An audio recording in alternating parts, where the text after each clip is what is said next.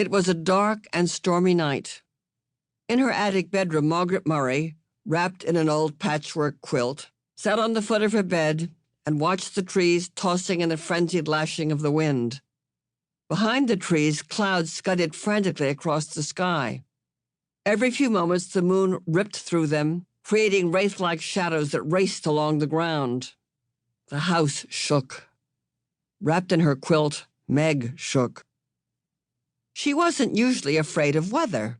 It's not just the weather, she thought. It's the weather on top of everything else, on top of me, on top of Meg Murry doing everything wrong. School. School was all wrong. She'd been dropped down to the lowest section in her grade. That morning, one of her teachers had said crossly, "Really, Meg, I don't understand how a child with parents as brilliant as yours is supposed to be can be such a poor student. If you don't manage to do a little better, you'll have to stay back next year." During lunch, she'd roughhoused a little to try to make herself feel better, and one of the girls said scornfully, "After all, Meg, we aren't grammar school kids anymore. Why do you always act like such a baby?"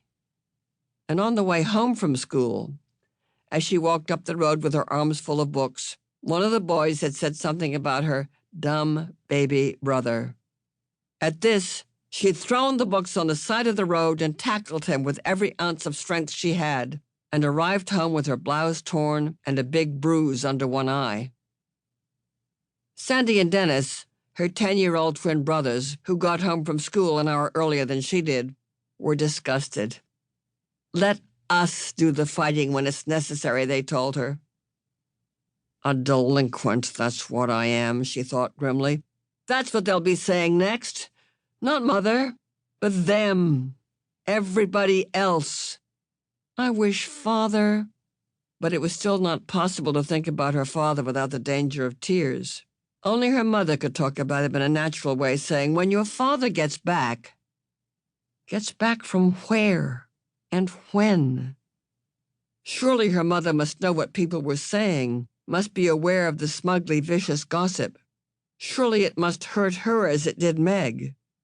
But if it did, she gave no outward sign. Nothing ruffled the serenity of her expression.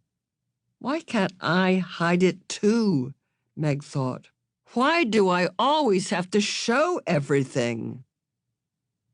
The window rattled madly in the wind, and she pulled the quilt close about her. Curled up on one of her pillows, a gray fluff of kitten yawned, showing its pink tongue, tucked its head under again, and went back to sleep. Everybody was asleep. Everybody except Meg. Even Charles Wallace, the dumb baby brother, who had an uncanny way of knowing when she was awake and unhappy, and who would come so many nights tiptoeing up the attic stairs to her. Even Charles Wallace was asleep. How could they sleep? All day on the radio, there had been hurricane warnings. How could they leave her up in the attic in the rickety brass bed, knowing that the roof might be blown right off the house, and she tossed out into the wild night sky to land who knows where? Her shivering grew uncontrollable. "You asked to have the attic bedroom," she told herself savagely.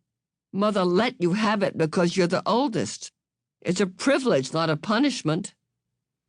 "Not during a hurricane it isn't a privilege," she said aloud. She tossed the quilt down on the foot of the bed and stood up. The kitten stretched luxuriously and looked up at her with huge, innocent eyes. "Go back to sleep," Meg said. "Just be glad you're a kitten and not a monster like me."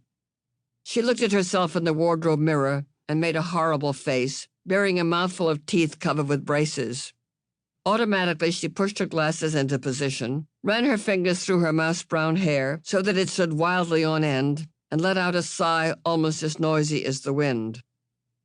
The wide wooden floorboards were cold against her feet. Wind blew in the crevices about the window frame, in spite of the protection the storm sash was supposed to offer. She could hear wind howling in the chimneys. From all the way downstairs, she could hear Fortinbras, the big black dog, starting to bark. He must be frightened, too. What was he barking at? Fortinbras never barked without reason.